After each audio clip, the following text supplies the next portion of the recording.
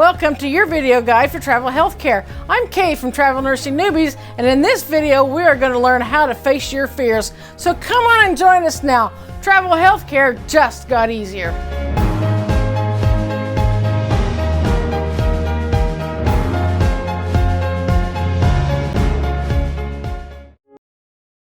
This is Sarah. She loves being a nurse, but wants some adventure in her life. Sarah thought, what if she combined nursing and traveling and became a travel nurse? She started looking into travel nursing, but the options were so overwhelming and there was so much to learn. Then a friend told Sarah to check out Total Med Staffing. Sarah decided to give Total Med a call. She had a great conversation with one of Total Med's many knowledgeable recruiters. In no time at all, Sarah landed her first travel assignment with the help of Total Med. Sarah is loving her first travel nursing assignment and can't wait to see what's in her future with Total Med. You know, there's a lot of reasons why you think that you can't do travel nursing. Well, you know what? Or travel healthcare. We are going to try to dispel some of those fears and tell you how you can overcome some of them fears. You know, staff nurses are tired of getting underpaid. You know, it's like we're overworked, we're underpaid, we don't get a bathroom break, and lunch, what's lunch? Lunch is Cheetos and Dr. Pepper on the nurse's station in the middle of the night when nobody else is around. Then comes along the promise of a travel healthcare adventure.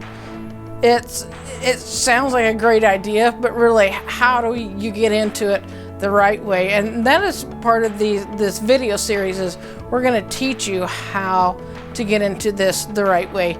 Travel nursing, travel healthcare is not as lucrative as it used to be, but you can still make some pretty good money out there. And in fact, just this last week, I have seen more jobs come open that are over the $2,000 a week rate. This is for your more specific specialties of like OB, ER, and ICU. We're starting to see those rates come up. And first-time travelers are waiting for a month up to assignment. You know, this can get really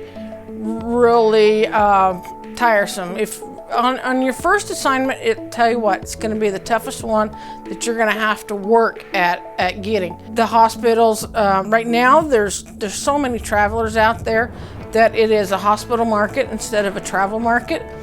But just because it's tough to get into travel healthcare doesn't mean that it's impossible. Why do travelers postpone their career? The top 7 that I have found are fear of cancellation. They don't think that they can travel with the family. As I postponed my traveling for 2 or 3 years because I thought that I couldn't travel with my son. I thought I had to provide him a stable environment. But you know what? That didn't turn out to be the truth, because we took off and he absolutely loved it, and we started learning by experiences instead of learning in a book. We did homeschool, we did the book work, but he learned by getting out there and doing things. There's a fear of the unknown. How am I going to get to a hospital that it's going to be just terrible and the nurses are mean? Yes, that may happen, but we're going to hopefully help you get through some of those situations. Logistics, finding your housing, finding the right travel company, getting to your assignment. How do you get there? What do you need to see? What do you need to prepare for? What do you need to take with you? We're going to go all through those. People are scared of those things. It's an unknown road. We'll help you with that. You can do it. Making bank. The pay rates are low. Travel nursing isn't as lucrative as it used to be, but still, if you play your cards right, you can make a good living with travel healthcare. Personally, I've gotten myself completely out of debt with travel nursing. Of course, it's taken me a few years. I've been doing this for 15 years, but there is a big light at the tunnel, and it wasn't a train for me. So, but we'll teach you how to go down that road, and how that you can be financially better because of travel health care. Housing. Housing is a big reason people are scared that they're going to be placed in a dump. The Roach Motel has happened before. We're going to give you some tips and tricks on how to find, maybe not the Taj Mahal. You can't have a champagne taste on a beer budget, but we'll help you find something that is going to be decent to live in. Another big thing is the travel agency. What kind of agency are you looking for? How do you protect yourself from getting an agency that you just don't get along with? If you get to an agency that you don't get along with, how can you change that situation in the proper way? Travel nurses are now having second thoughts about going into the travel health care field, and a lot of that is due to the drop in rates. As I said previously, the rates are starting to trend up. So this is not so much of a problem as it was as last year. Last year we did see the big drop, but now it is starting to come up. The biggest fear that I find is the fear of cancellation. Times have changed. Used to you hardly ever heard of a cancellation. Within the last 2 or 3 years, cancellations have increased, and nobody's immune to this. Because in fact, after 13 years of traveling, I got canceled in California. My recruiter called me one day and says, "Okay, everything okay?" And it's like, "Well, yeah. I don't know of any problems." He said, "I just got an email stating that they've canceled your contract." Oh. Well, I thought after 13 years of doing this, knowing what to do, I was immune to this. Well, obviously not, because I got canceled. The big difference for me was that my recruiter jumped in, my company backed me up. We jumped in. I think we got the notification on a Thursday. Friday, they submitted me to a hospital that was 5 miles down the road. Monday, I interviewed and accepted the job, and I started the next Monday. It happened to be one of the best assignments that I've ever had. So was the first one my cancellation? Yeah, it was a bummer when I got canceled, but I survived. I went through that. We had a great company and went and had an even better assignment. And it's like after I was there, even a couple of weeks, people are like, "Okay, this is where you belong." And it's like, yes, I felt a little out of pocket on the first assignment, but the second one was definitely where I was supposed to be, and I ended up being there for 6 months. So, some things do happen for a reason, and it's not all bad things. Another thing is the fear of the unknown. There's test anxiety, and what if nobody likes me? What if they have a test that I can't pass because I don't deal with EKGs on a regular basis? If you didn't do things scared, you would never do things. Shannon Alder once stated, "Never let your fear of the unknown and things being too difficult make your choices in life. One of the saddest lessons in life is finding out that your fear made the situation worse than what it was, and a braver person stole the dream that you gave up." Don't let somebody else steal your thunder. Go after that assignment. Do it scared. You gotta have, if you're gonna be a travel health care professional, you have to stand up on your own 2 feet, hit the floor running, do it scared. Okay? What if they cancel me?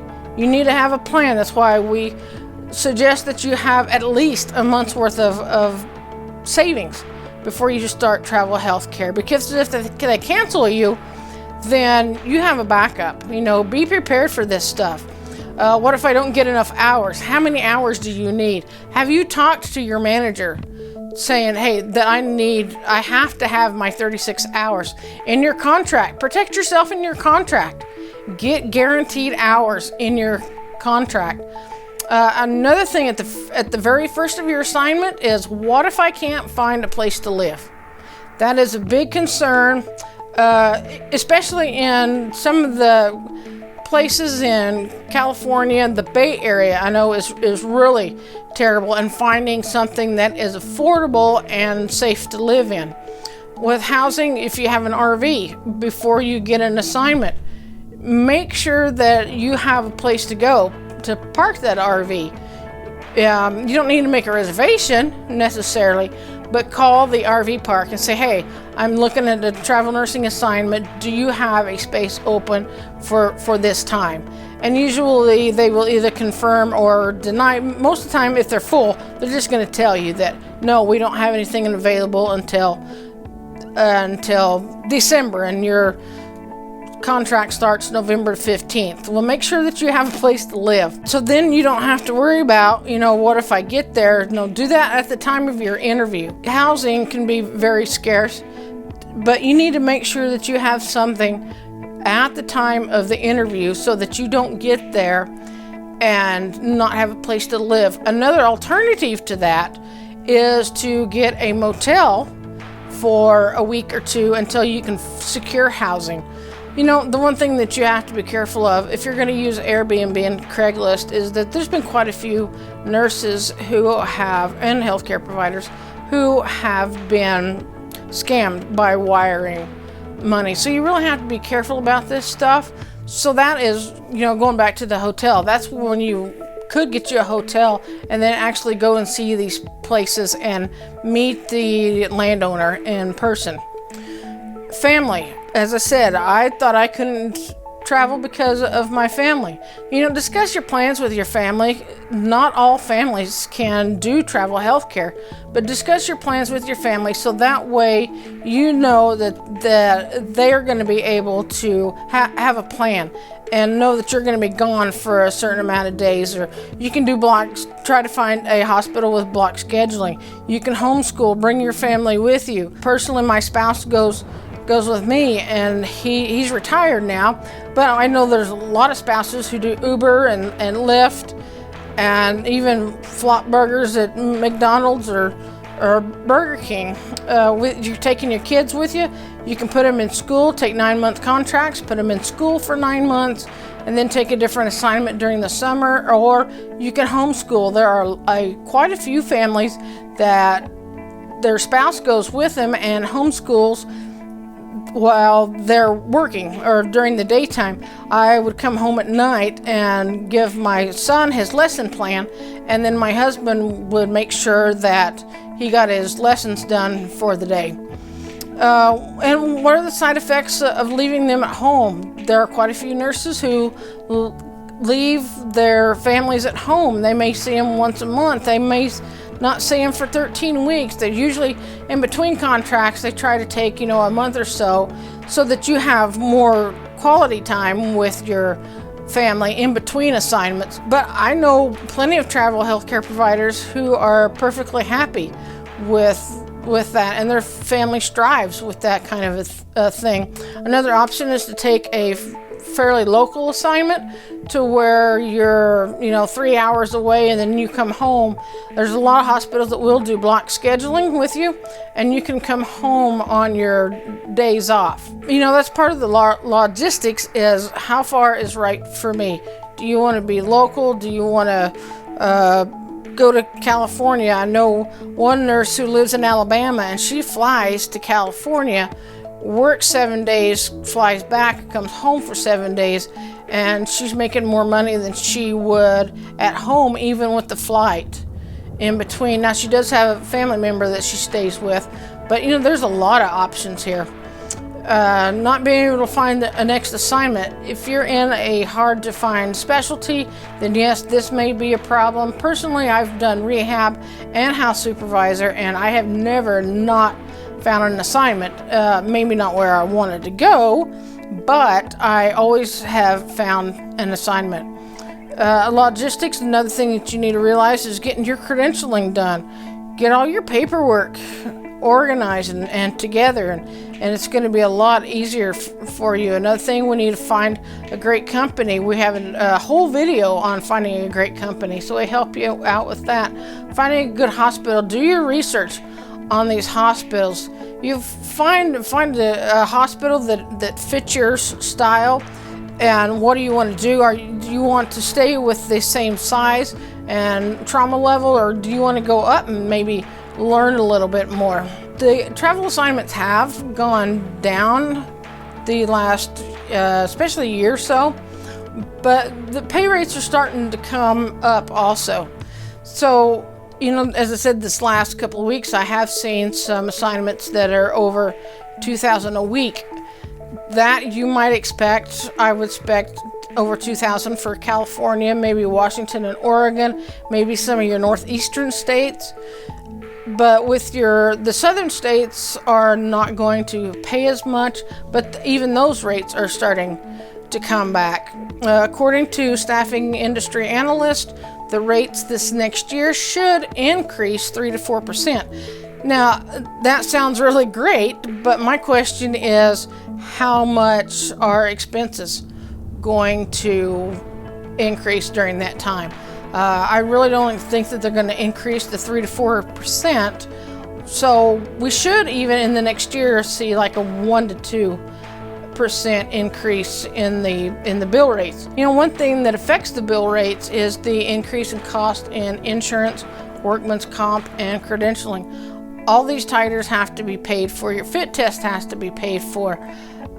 The companies have to figure out all of this into their budget, but we're still looking at the fact that we only have one bill rate, which is what the hospital is paying the travel company. There's only so much money there. Even though the bill rates are coming up, you have to realize that the insurance and workman's comp and credentialing are also going up in price. So that's going to have to find a balance. So you might not see as big of a jump this next year in our pay rates, because the costs are also going to go up a little bit. Will us travelers see an increase? Yes, I believe, as I stated before, that we should see about a 1% increase, 1 to 2% increase in pay rates. Unknown agencies. It's very important that you research travel nursing agencies. Highway hypodermics, we have evaluations, we have profiles, we have benefits. Find out what you need. Find out which agency is best for you. I see this all the time, at least once or twice a week on Travel Nursing Newbies. Which company is best? Well, that's kind of a trick question, because no agency is best for everybody. And I'll let you in on a little secret. No agency is perfect. Not even my agent. I have a very good agency that I have been with for the last 2 years. Are they perfect? No. Is my recruiter perfect? Almost. But, just realize that the agency isn't perfect. Your recruiter's not going to be perfect. You need the one that is going to take their imperfections, and make it the best that it can be for you. You got a happy traveler, you're going to have happy patients. So find you a company that puts the recruiters are working for you, that they make sure that you're happy, so that you will have happy patients. How many agencies should you work with? I suggest, as a newbie, not to work with any more than 2 to 3. If you get into the 4 or 5 range, then that just gets all confused. You don't know who you've put in for what hospital and what recruiter this was, and it just can get so terribly confusing. And you don't need confusion on your first 2 assignments, not knowing what to do and kind of wandering around. Especially without these videos and without research.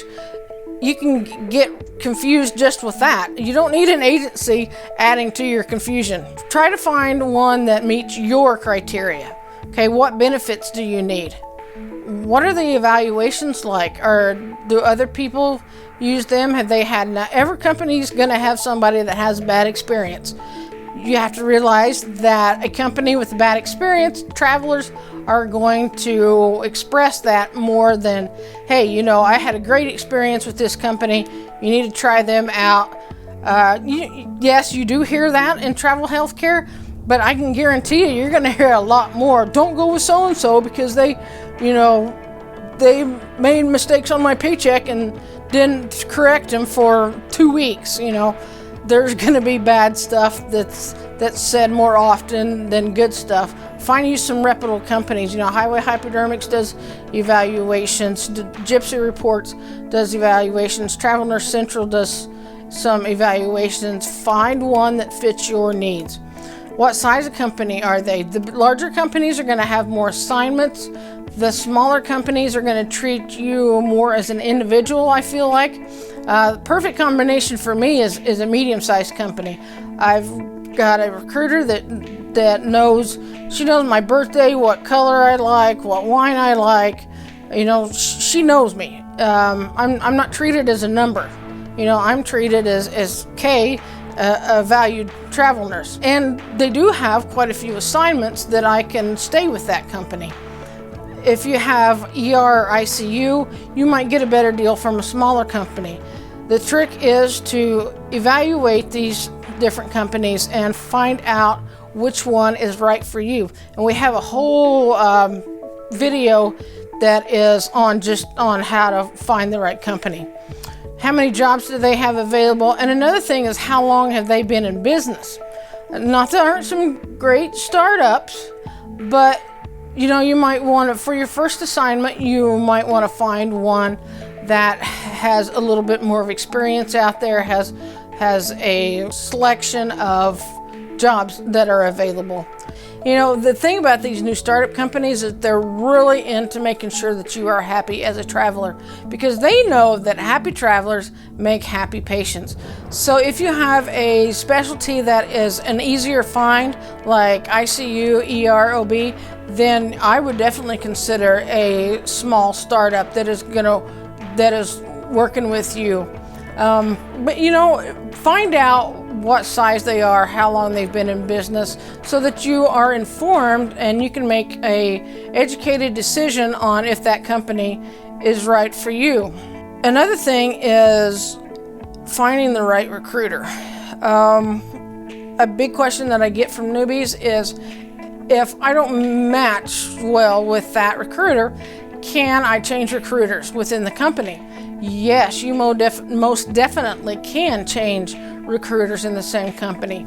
What you need to do is get a hold of the recruiting manager and tell them that you're really not melding with Jason and you would like another recruiter. Your friend uses Valerie and you would like her. Can we try that out?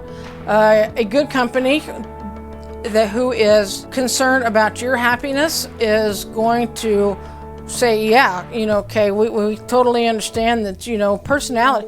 Let me tell you, personality conflicts are the biggest reason why things don't work with a recruiter, why things don't work at hospitals, is that you have a personality clash with someone. A good recruiter manager will realize this and will change you to a different recruiter and help you out with this, because although we try, we all don't get along all the time.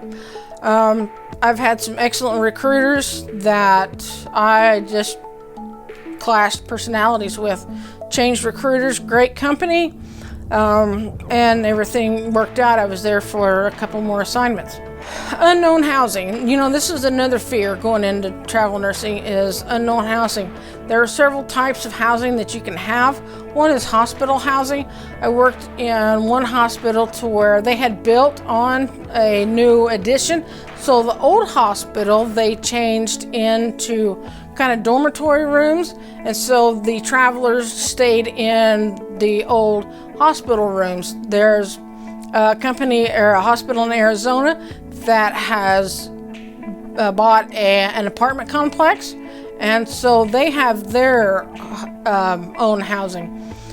Another thing you can have is company housing. You can go through your travel agency There's some agencies that work with some of the bigger housing. The first one that comes off to my mind is a lot of the companies that I've had work with Equity Residential, and then you also have like Marriott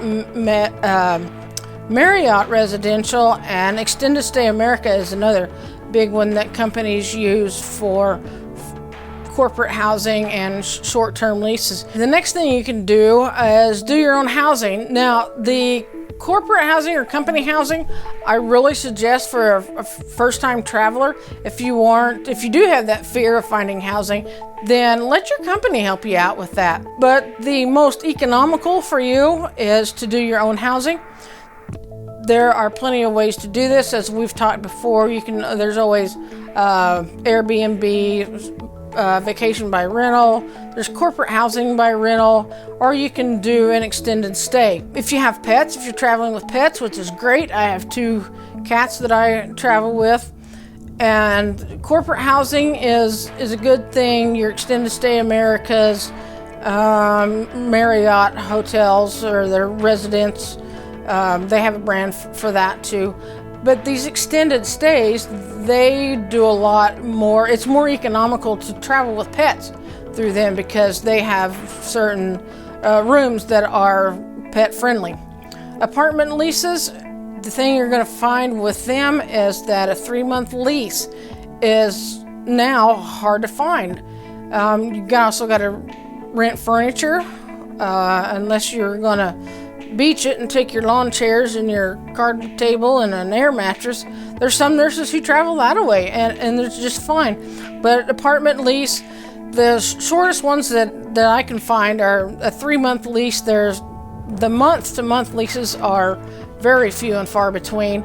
Even the 3-month leases are few and far between. But it is an option. It's not as handy if you have a pet, because you're going to pay a pet deposit with that apartment complex. Another thing now is that they charge you anywhere from $50 to $100 for a pet rental fee. They're actually going to charge you a monthly amount for a pet. So if you have a pet, that the apartment thing is like the least advantage to you. In fact, the easiest way to travel with a pet and children is with an RV. My goodness, I've been traveling in an RV since 2004, and I wouldn't have it any other way. Is it right for everybody? No. Some people have trouble driving a car in the city. They're not going to get a truck and a trailer or a big motorhome, to go across the United States in. It's not for everybody, but when it comes to saving money, that is going to be your biggest advantage, is traveling in an RV. In California, I had some friends that were paying $2,500 for their apartment. Then there was 2 of them, so they did split the rent. But they're paying $2,500 a month for their place to live. My RV park, we paid $750 for a spot to rent. And then with utilities, and we had internet through cable, but our expenses were way less than $1,000 a month. So the RV, if there's any way that you think you can do that, that is the best way to do your own housing. But second best, as a newbie, I would start with corporate housing or a motel. It's just plain wrong that healthcare professionals feel like they are tied down to their own hospital. It's not impossible to do travel nursing. Anything is possible as long as you have the tips and tricks to face your fears, and you can go into travel nursing with a clear head. I just recently published a book called A Newbie's Guide to Travel Nursing. It's an excellent resource to face your fears and plow through those fears and get out on the road to your next great adventure. Okay, guys, we'll see you out on the road. Bye.